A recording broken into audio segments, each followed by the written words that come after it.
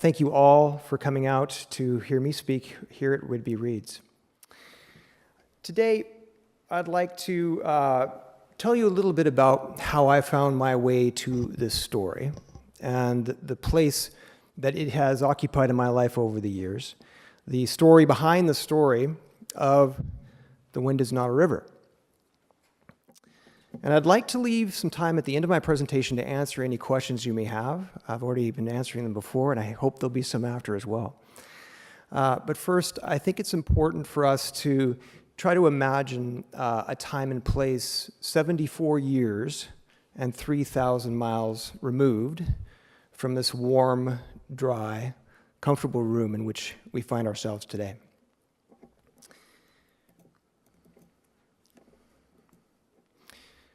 It was a gray day in June of 1942 when the war arrived in the North Pacific.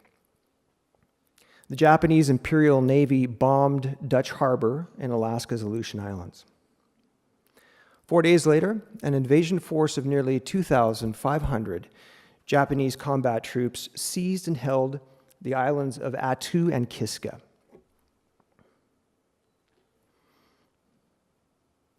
The inhabitants of Attu, U.S. citizens, were taken prisoner and sent to Japan. The remaining Aleut people, scattered throughout the 1,100-mile Aleutian chain, were evacuated by the U.S. military and interned in southeast Alaska for the duration of the war. For the next 11 months, U.S. forces sustained an aerial campaign against the Japanese-held positions. Then, for 18 days, in May 1943, one of the toughest battles of the war took place to recapture Attu. In proportion to the number of men engaged, it was surpassed only by Iwo Jima as the most costly American battle of the Pacific theater. It was the only battle fought on American soil. 500,000 people took part in the war in Alaska. Dozens of ships, hundreds of planes, and an estimated 10,000 lives were lost. Journalists were ordered out of the territory. Military censorship was drummed tight, and most of the battle and the war was fought beyond view of the civilian press. This is not an invented or alternate history. These events are forgotten footnotes in the history of the Second World War. Why? How could we, particularly on this coast, have forgotten these things?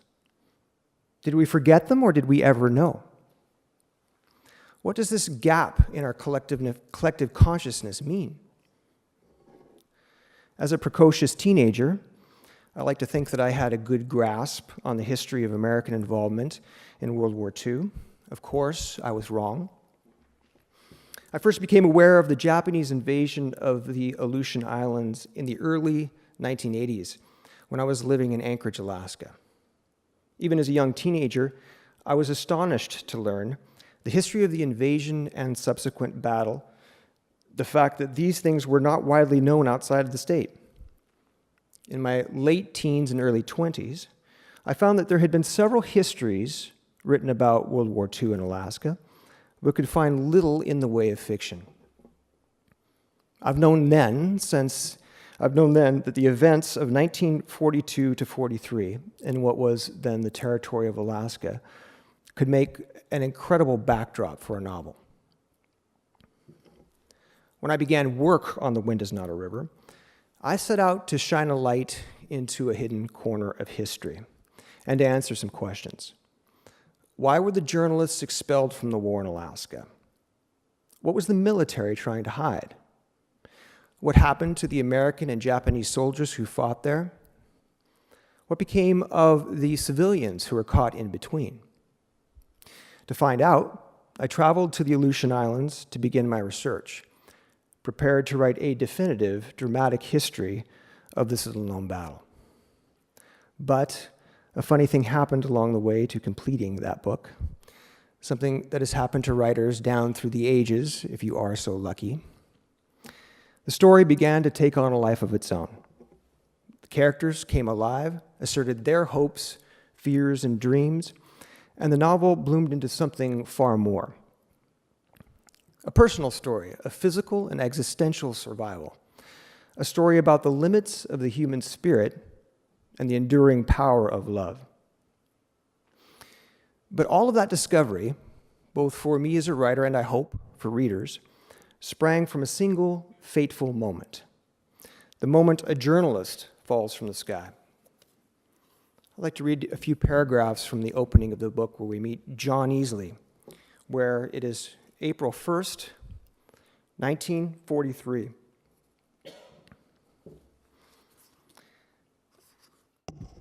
When John Easley opens his eyes to the midday sky, his life does not pass before him. He sees instead a seamless sheet of sky gone gray from far too many washings.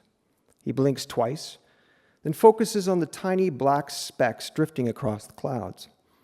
They pass through his field of vision wherever he turns to look. Last winter, the doctor pronounced them floaters. Said that by Easley's age, 38, plenty of people had them. Little bits of the eyeball's interior lining had come free and were swimming inside the jelly. What Easley actually sees are not the specks themselves, but the shadows they cast as they pass over his retina. To avoid their distraction, the doctor advised him to refrain from staring at a blank page, the sky, or snow. These are his first conscious thoughts on the island of Attu. He sits up straight. When he does, it feels as if his head has a momentum all its own, as if it wants to continue its upward trajectory. A dull pain jabs his ribs. He places bare hands in the snow to keep from keeling over. The parachute luffs out behind him, a jaundiced violation against the otherwise perfect white. Fog so thick he can't see to the end of the silk. For a moment, he is anxious it might catch a breeze and drag him farther upslope. Planes whine and circle overhead unseen. Easley flexes his hands. The gloves were ripped away by the velocity of the fall. He gazes down his long legs and moves his boots from side to side. He slides the flight cap from his head, runs fingers through his hair, checks for signs of blood. Finding none, he unclips the harness, rolls over on his stomach, and pushes himself up. He is unaccountably alive and whole. And so it begins.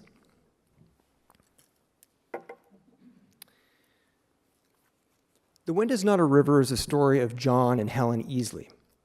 John is a writer working for the National Geographic on a natural history article when the war breaks out in the Aleutians. He drops all previous assignments and transforms himself into a war correspondent. He is grieving over the loss of his younger brother to the war in Europe.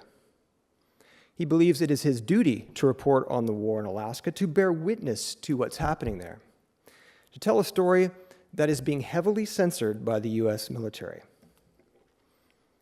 Before leaving for the Aleutians for the third time, after having been caught and turned back by the U.S. military twice before, he tells his wife that he has no choice, only duty. He must document some part of the war that claimed his brother, the part that seems to have fallen into his lap. The U.S. military, however, wants to downplay, divert attention from an embarrassing situation unfolding in the Aleutian Islands. They gamble on the fact that they can contain and beat back the Japanese without unduly alarming citizens living along the Pacific coast. John Easley is one of the few journalists in the world who can find the Aleutian Islands on a map. If someone isn't there to observe and record, to capture it on the page, he says, it will be as if it had never happened. The sacrifices made on our behalf must be known before they can be remembered. Helen, his wife, who has dreams of starting a family, replies that they have already given enough. His duty is not to his dead brother, but to the living, to her and their life together. In a desperate attempt to make him understand, she says the words for which she continues to pay. If you leave now, don't bother coming back, because I won't be here if you do. Helen, a sheltered 25-year-old Seattle woman, suddenly finds herself alone. We meet her in chapter 2, reclined at the clinic after having just given blood.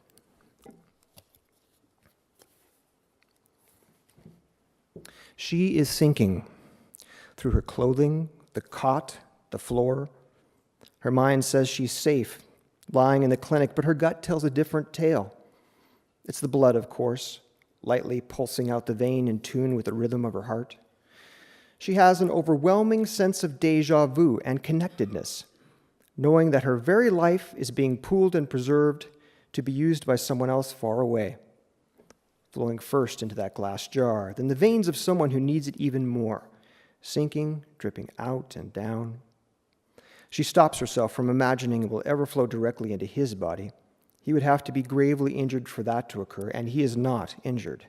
No, she imagines it flowing into the arm of the soldier who fought to protect him, fought to protect us all.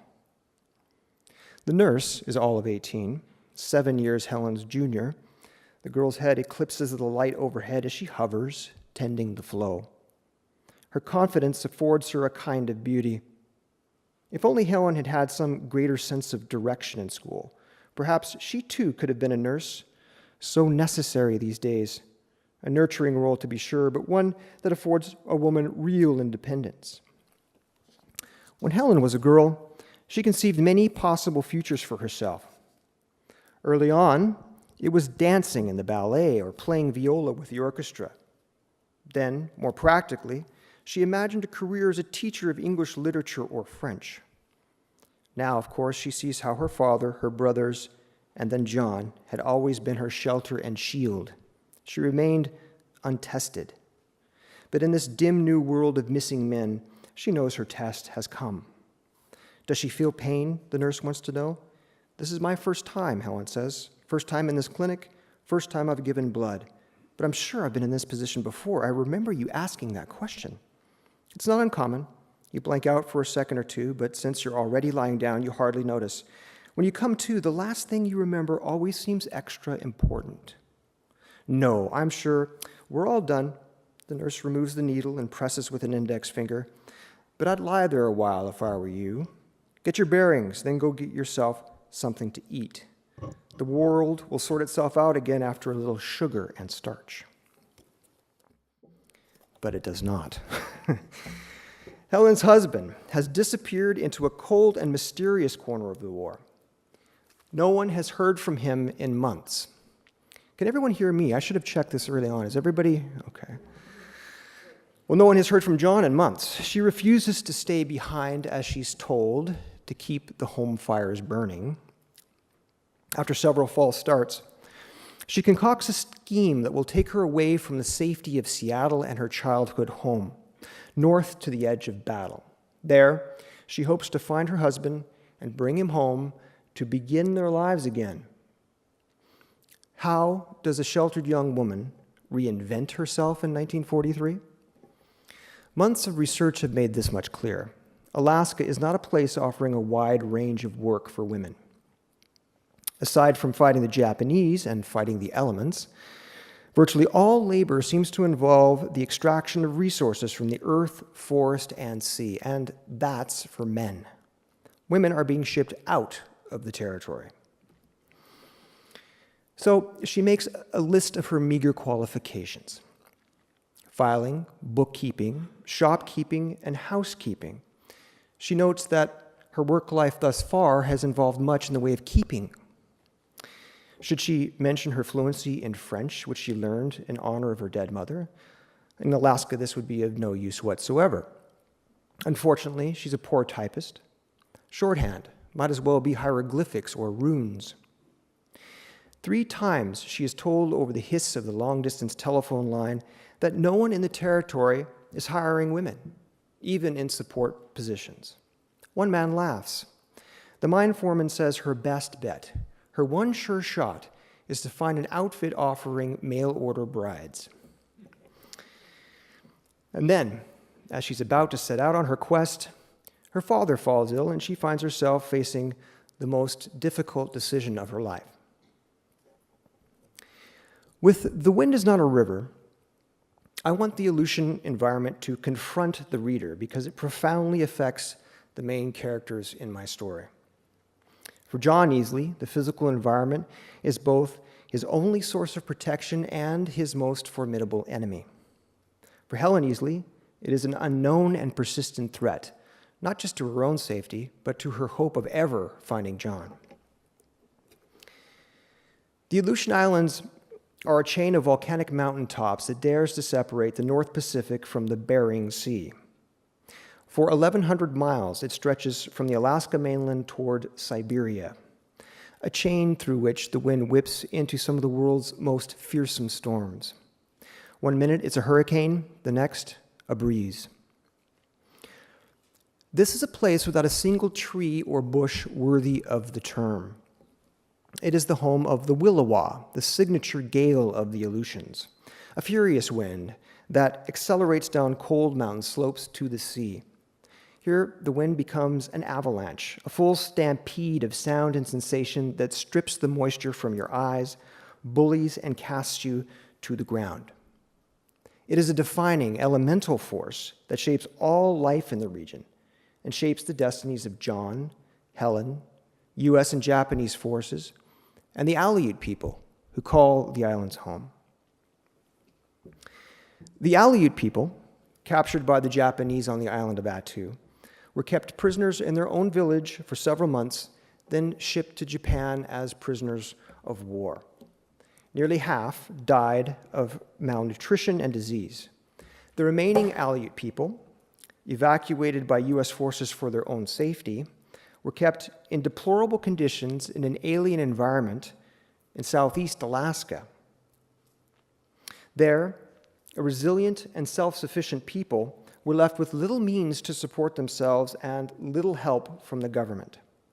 There, in the cramped conditions, many fell ill to tuberculosis and other diseases, as well as widespread despair. The Wind is Not a River is my second novel. In addition to fiction, I write narrative nonfiction, most often pertaining to wildlife and wilderness, so I am always very interested in the environment that surrounds us and the indigenous people who are bound to the land. My previous nonfiction has taken me across North America and throughout Europe to China, Borneo, the Arctic, Peru, and India. National Book Award-winning writer Peter Matheson once said something like, "I don't want these characters to step off the page, I want them to step out of the landscape." This notion spoke to me. It challenged me to get on a series of planes to the Aleutian Islands, to talk to the people there, spend time out in the elements, wandering the land and shore. It helped me find my way into the story that became The Wind is Not a River. Now, it's true that nothing can replace actually being there, but a wealth of research materials to draw upon were also available to me, including nonfiction accounts, newspaper reports, personal letters, transcripts of interviews with U.S. servicemen, Japanese soldiers, USO performers, and Aleut evacuees. In addition to printed material and still photography, I came across a propaganda film called Report from the Aleutians. It wasn't released until after the Battle of Attu. This documentary was filmed by none other than John Huston. It gives a colorful view of a successful bombing run over from the island of Adak against the enemy stronghold on the island of Kiska. It was filmed in Technicolor during the Japanese occupation. It was not widely seen. It's a valuable historical document, and in both its content and its delayed release, yet another example of the censorship imposed at the time. I wanted to give you a taste. James has got some film for us.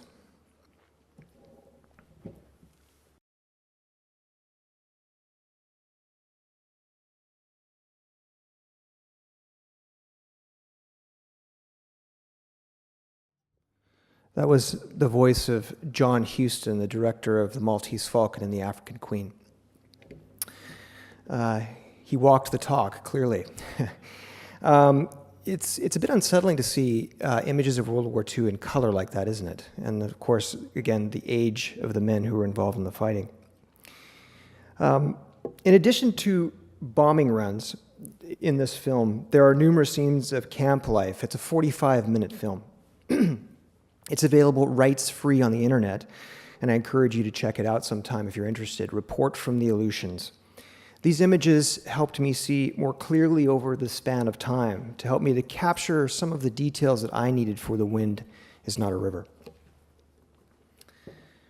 Although this documentary was helpful in my research, two pieces of information were pivotal for me. The first was the realization that several journalists had been rounded up and shipped out of Alaska before trying to sneak back in to cover the war. However, they did not succeed. The second discovery was that a member of a U.S. aerological detail fled Japanese capture on the island of Kiska and managed to remain at large on that island for 50 days, eating only plants and worms until, weighing a mere 80 pounds, starvation forced him to surrender to the Japanese. But unfortunately, for my purposes, this courageous man was not on the right island to bear witness to the Battle of Attu. When touched together, however, the live wires of these two historical facts sparked John Easley into being, and that's how the novel was born. You know, they say that publishing a book is a lot like having a baby. I had tripped over that old chestnut 1,000 times before. As a non-parent, the oft-repeated phrase held really little meaning for me. Then, over the course of a single day in November of 2012, the metaphor suddenly sprang to life. I remember there being lots of pink balloons. It was my daughter's first birthday, not even 24 hours after we had learned that my wife was pregnant with our second child, when the phone rang with news of an offer to publish The Wind is Not a River. I was so overcome with shock and joy, I felt as if I had begun to levitate. You see, we had been told that we couldn't have children, let alone two within a period of 20 months. And then there was the novel. After watching nearly a dozen years pass since I wrote the first draft, I had begun to wonder if the characters I had created would ever exist beyond my imagination. It was like a double strike of lightning. Twin miracles had been visited upon us. I'm happy to report that both children, now age 2 and 4, are thriving. My wife, however, has made it abundantly clear that she would gladly trade places with me for a night or two alone in a hotel room on Whidbey Island. So as a proud new parent, I hope you'll forgive me for lingering in the cliche of the baby and the book just a little longer. After that first draft back in 2002, I was soon forced to set the book aside to work on other projects. But I continued to return to it over the years and rework it. 12 years passed between first draft and publication. We didn't exactly watch each other grow old together, but John and Helen were in my life long enough for me to allow me to see their personalities and relationship deepen and mature. So for me, the publication of the book felt less like a birth as a kind of graduation. The Wind is Not a River is finding its way into the hands of readers and introducing me to people, new people and experiences. These associations have enriched my life. It's a process not unlike what's happening with our young girls. They're already expanding our circle, bringing new friends and relationships into our lives. And so it is with John and Helen Easley. They're making their way out into the world, becoming known by people I will never meet.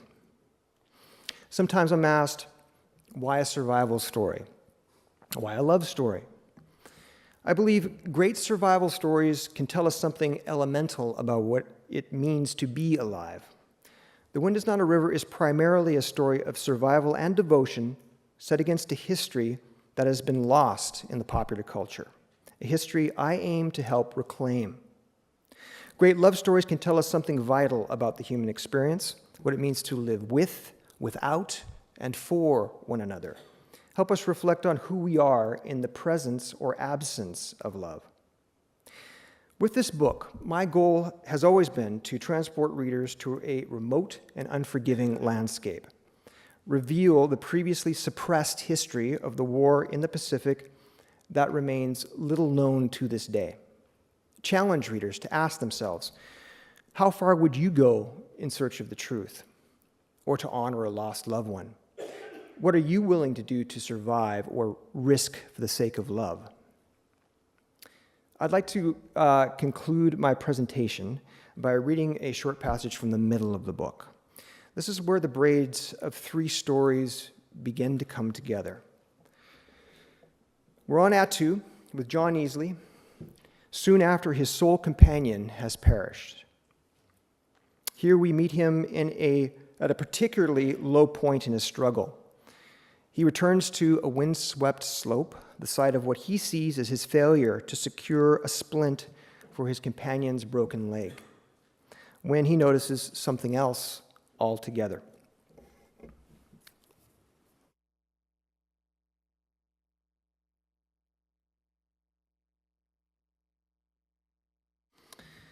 Back on his feet, Easley sets an ambitious pace.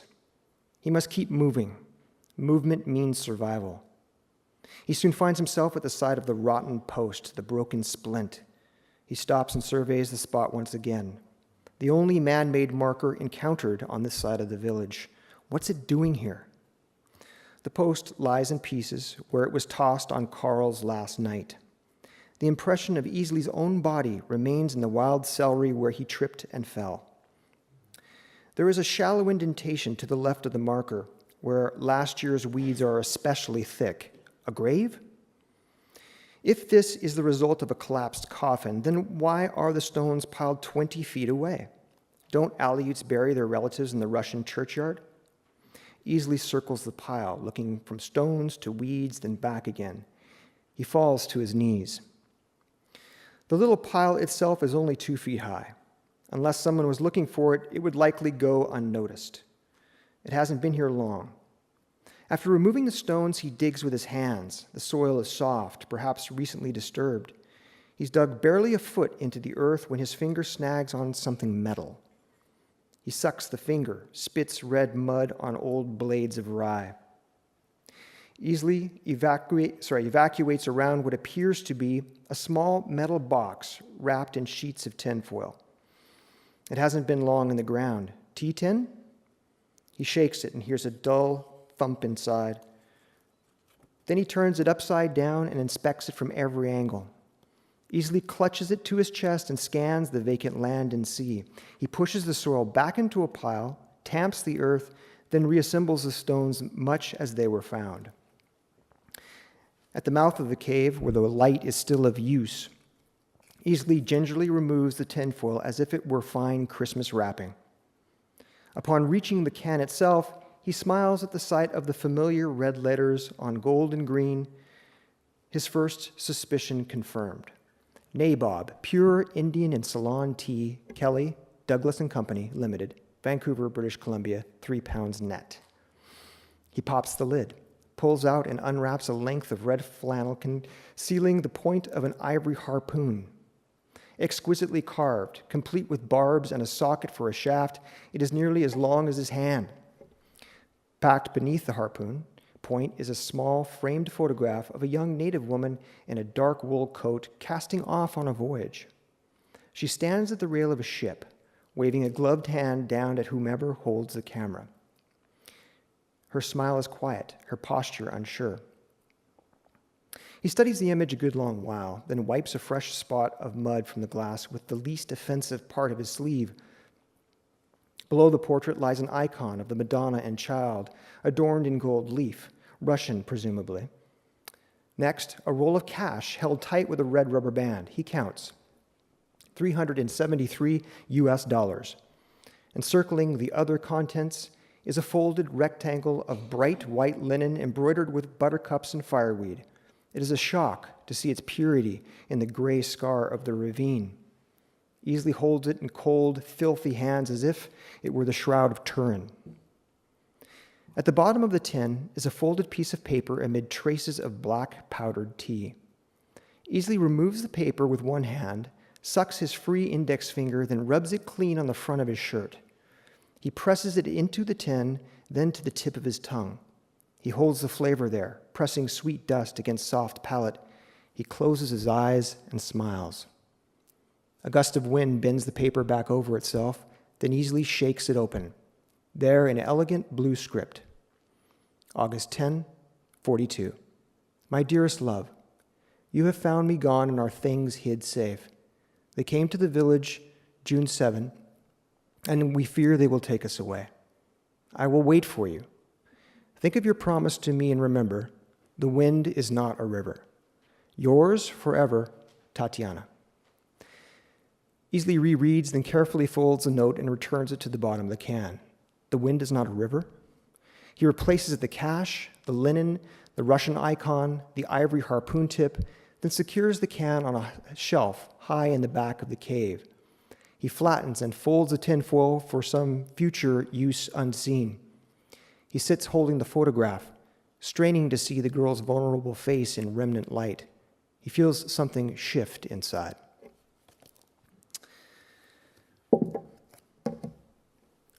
Thank you all for joining us this afternoon.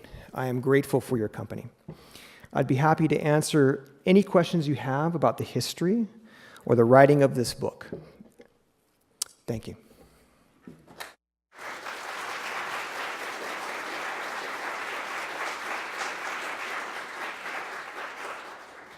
Yes, in the front. Yes, okay, you were exactly where my question was going to be. You just ended with it. So I noticed in your resources, at the end of the book, there was a book when the wind was. When the wind was a river. Yeah. So if you take that over the title of that nonfiction book, and then put the wind is not a river. The question is how I came across the title. And I refer to a book about the Allied internment during World War II called When the Wind Was a River by Dean Kohlhoff. And the question was, did I invert his title for my title? Well, no, in fact, Dean inverted the old Aleut saying, which is, the wind is not a river. And I know that the title of this book is a head-scratcher. It's a bit of a koan to meditate on. It's not immediately obvious. It's something to ponder and think about. There was many debates with my publishers about this title, and I was told, in fact, no. In fact, I had 3 editors at the same time tell me no. It was the one in New York, Toronto, and London. They all independently came to the conclusion that this book cannot be called that. And I was in Hawaii at the time on a vacation, and I spent the next 2 weeks coming up with worse and worse titles. But the fact of the matter is, this is not my title. This is a saying that comes from Aleut culture that is perfectly appropriate to the book. And if I turn off some readers who look at the title and say, oh, that's too confusing for me, well then good, we have parted company at the right time. Because I don't want you to spend time with this book. Because I want people who come to this book who are interested in solving a mystery, who want to think deeply about things. And so I told them that, and then they said, okay.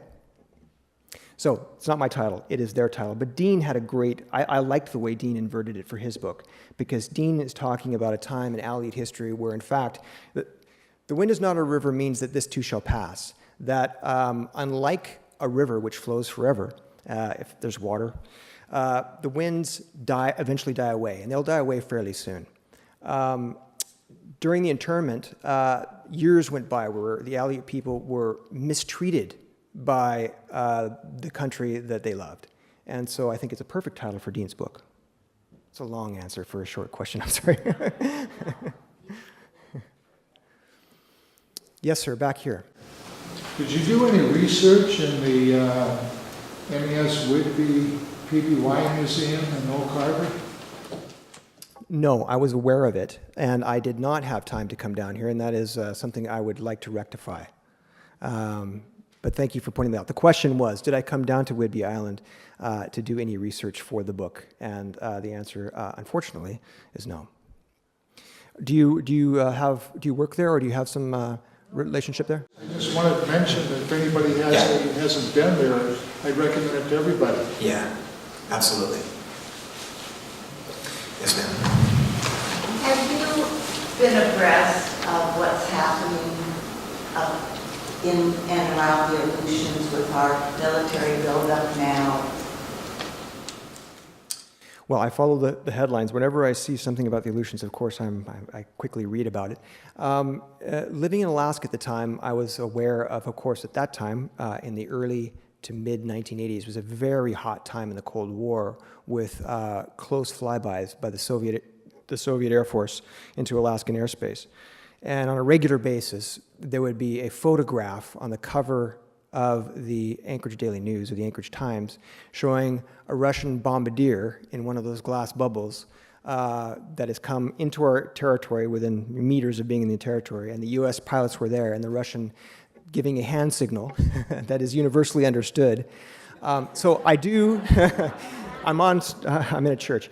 I do follow, but in recent times, I don't know of any specific military buildup there. I think that all of the Pacific, from what I can gather, is reorienting toward a different kind of threat with the Chinese. And to call it a threat, of course, is loaded, but to talk about a new player on the game right now. The Chinese are coming on, and I have not heard anything specifically about the Aleutians. But a postscript on Attu itself, the island Attu.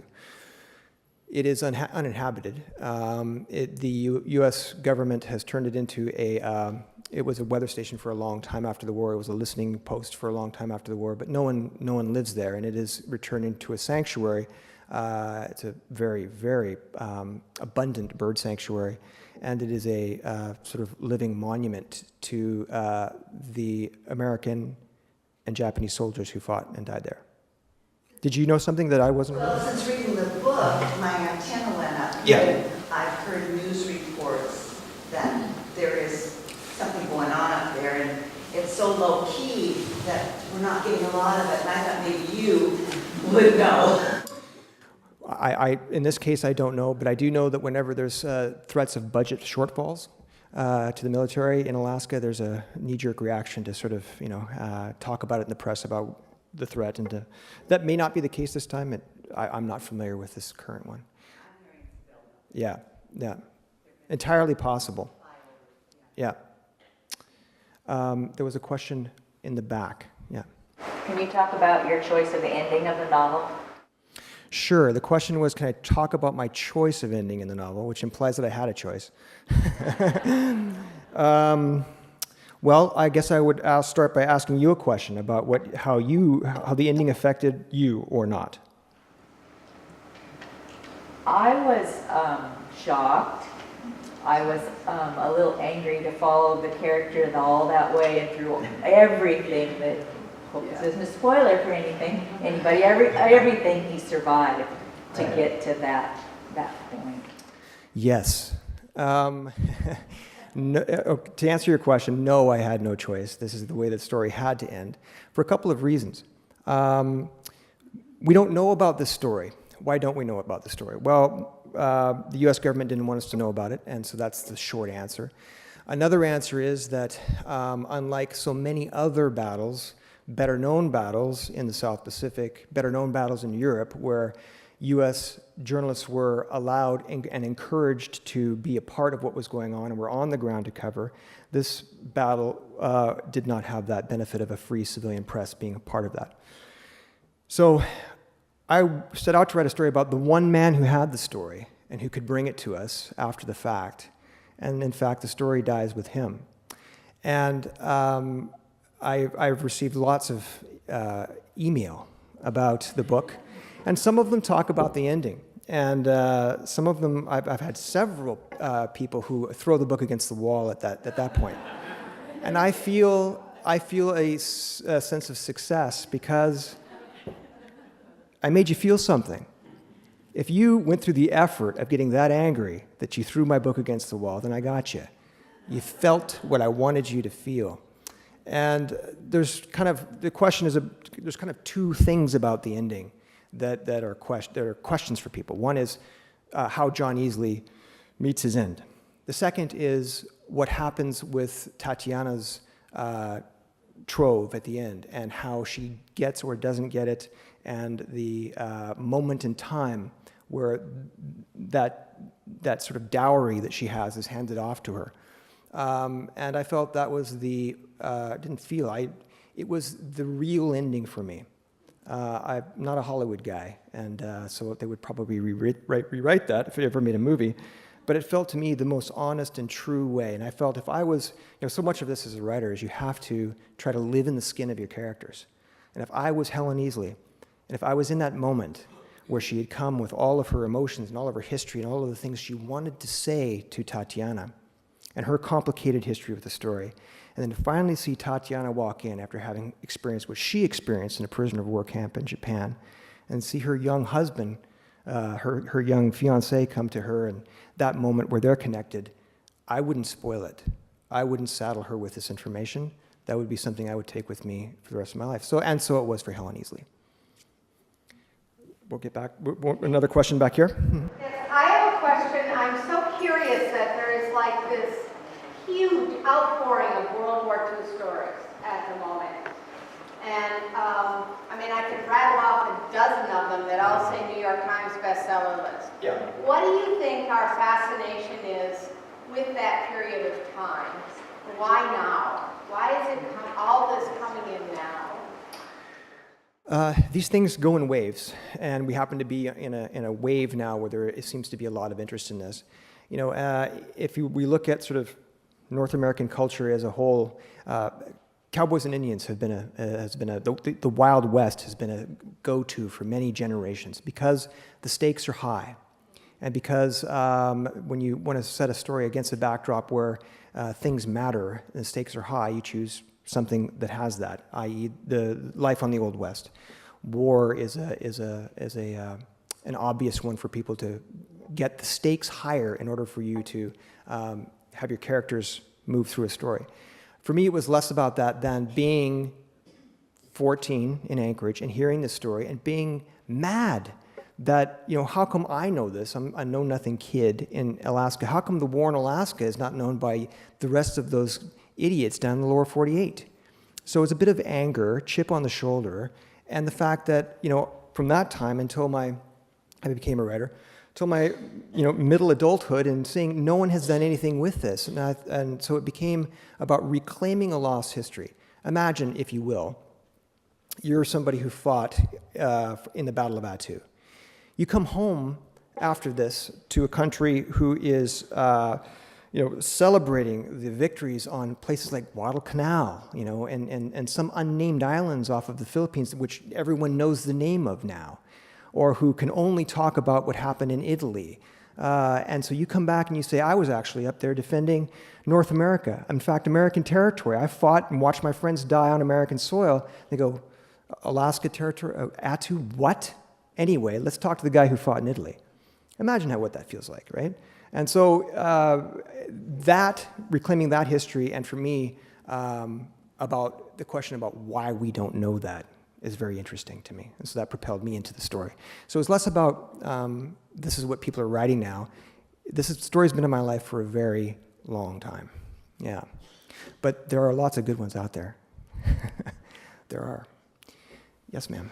Where did you get that slant of easily becoming, looking at Tatiana's pictures became a way to stay alive and to fuel his love?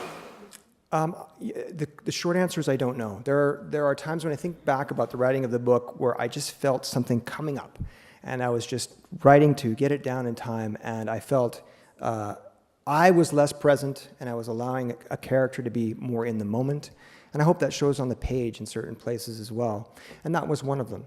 And I think a traditional story, a narrative we've all heard, is that what would have kept John alive is the memory of Helen. And every day he'd be thinking about Helen and picturing Helen, and he has to get back to her. This was something else. He, in fact, fell in love with an image. And he survived because of this fantasy that he created around this girl who was taken away to an internment camp. And he had to come home and tell his wife that. To me, that's more how life is messy and how things may really work. And does she forgive him or not? Those are all more interesting questions to me than, every day he says her name to the wind. I don't know. Sorry.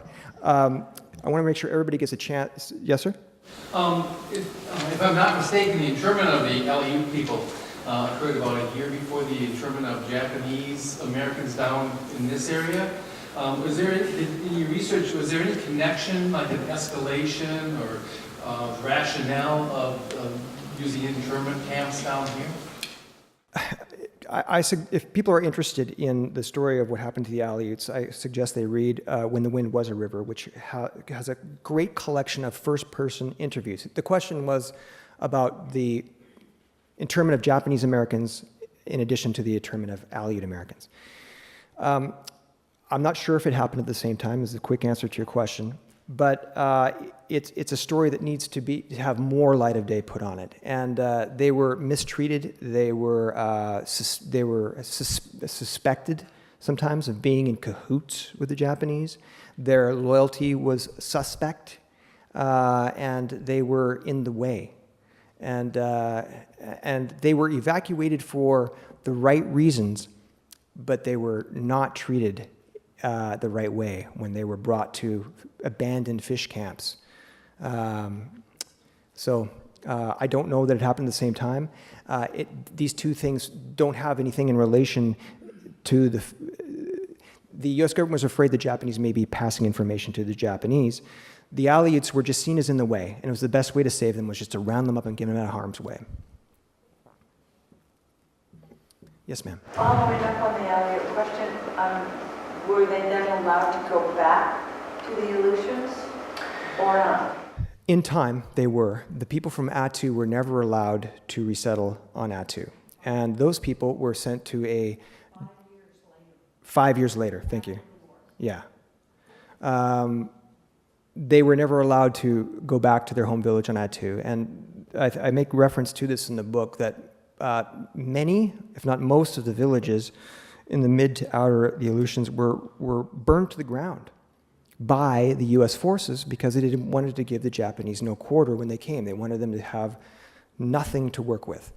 And so the Aleut people saw this as they were being taken away, and they were told it was for the good of everyone, and they believed it. And it may have been in the big picture.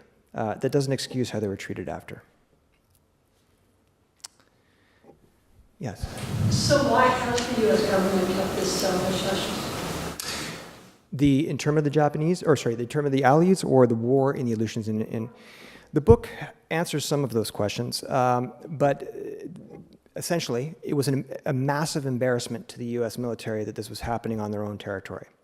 The deployment of U.S. forces and the prosecution of the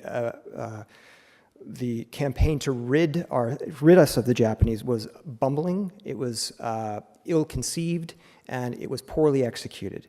The morale of the men on the Aleutian Islands was dreadfully low, and the commander of the overall operation was pulled. So it was an embarrassment from start to finish. So the U.S. government gambled on the fact that they could, I think I've said this, contain this disaster and make it right and not alarm everyone. And history proves them right. So the casualty in all of that is the story and what happened. And that's why there's a hole in our consciousness about this. They were so good at what they did, no one knows to ask the questions. Yes? I'm curious if you think that was why the book was finally picked up, is that the publishing companies wanted to tell the story, or what do you think after 12 years, what was the thing that finally... That's a great question, and the question was, is it the history that got the publishers interested in the story finally? I'd have to say no. I would have expected right away this would be, because it's so interesting to me. Why aren't they jumping all over this? And in fact, this book had numerous rejections in the early years when I was shopping it around. And they were saying, people don't know about it. You know, it's not famous enough. It's not going to attract people because they don't know to look for. So all the same reasons the history is buried were playing themselves out in the publishing. And I think the reason the story was finally accepted for publication and picked up by the publisher was the story. People became just captivated with the story of John and Helen Easley, and it was, hey, isn't it an interesting backdrop? So I was brought to the story because of the history, and then a story grew up, and I think that's why the publishers, in the end, got it. Yes, sir, in the far back. Yes, a friend's father, this is where I first heard about the story, was a friend of mine. His father told him about his participation in the battle. But it became, even for many of the soldiers, like this friend's father, a kind of a footnote as they went on and participated in other battles, and his father eventually was in the Battle of Okinawa, and I think that those larger battles became even more prominent in their own minds sometimes. Mm-hmm. Many of the veterans of the war in Alaska went on to fight, because it was early in the battle, early in the war. They went on to other more famous battles as well. And I think what I could gather from those veterans when they look back on a career of many battles is that this one was troublesome. You know, so much time was spent waiting and being hungry. They didn't have enough rations, and being cold and having their feet wet. That the moments of actual combat and engagement were bright sparks in a very dark and gray memory. And so, unlike many of the other battles in the South Pacific, where many of them showed up right before the battle started, fought, and then left, it didn't have maybe the resonance because so many months were spent sitting. And there would be air campaigns like you saw every day, sometimes 2 and 3 sorties out every day. And so the men would service those airplanes and take care of the bombers and make sure all the supplies were in place for that. But it was tedious and it was boring. And then the Battle of Attu took place, the amphibious assault on the island, and that was the real, more dramatic battle. I hope that answers your question. Do we have time for one more question? You have not asked a question. It's a fascinating movie. Have you had any offers? I agree with you. It was suggested that this would make a fantastic movie, and I think so too. And we've had numerous people kick the tires, as it were, but no one has put money on the table. So these things take time. Who knows? I think it would make a very good movie. And so we've had directors look at it, and we've had actors who have looked at specific parts and wanting to play those and trying to get some interest. But, you know, I have to sort of ration my enthusiasm about all that because it gets exciting, then it goes away. It gets exciting, and then it goes away. So I just write the book and on to the next book. Thank you all for your company today.